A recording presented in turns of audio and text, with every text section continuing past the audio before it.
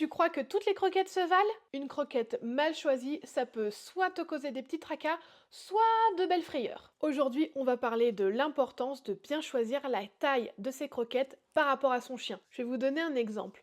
Django, lui, il a un sacré coup de croc. Donc si je lui donnais des mini croquettes, il va les gober, ne pas mâcher, manger très très vite et résultat, très souvent il va vomir.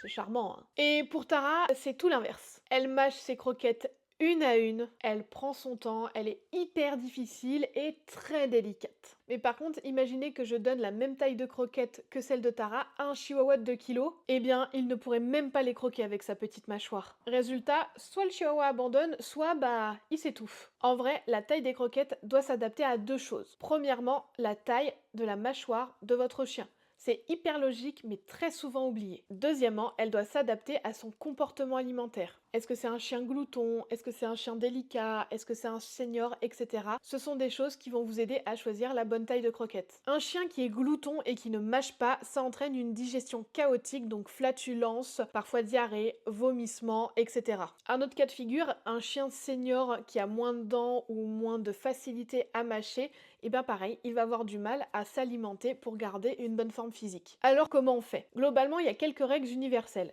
Déjà, petit chien égale petite croquette, et pour un chien type Jack Russell qui reste un chien de petite taille, mais malgré tout qui a une bonne force de mâchoire, vous pouvez prendre une petite taille au-dessus pour qu'il soit obligé de mâcher. Et pour les gros chiens, on va plutôt privilégier des croquettes de taille relativement importante pour les obliger à mâcher. Et pour les chiens qui sont extrêmement gloutons, déjà gamelle anti-glouton, il y en a pas mal que ça ralentit un peu, et croquettes plus grosses. Je vous donne aussi une petite astuce. Certaines marques de croquettes ont développé des croquettes avec une forme particulière, un peu en forme de donuts, qui ont la particularité d'obliger les chiens à mâcher. Sincèrement, au début, j'étais un petit peu sceptique, mais j'ai testé pour Django et sincèrement, depuis qu'il a ces croquettes-là, il mâche alors qu'il n'a jamais mâché des croquettes de sa vie. Donc voilà, n'hésitez pas à tester des formes, des tailles différentes pour vraiment vous adapter à la force de mâchoire, la taille et le comportement alimentaire de votre chien. Et pour les chiens seniors, on prend des croquettes qui sont plus tendres.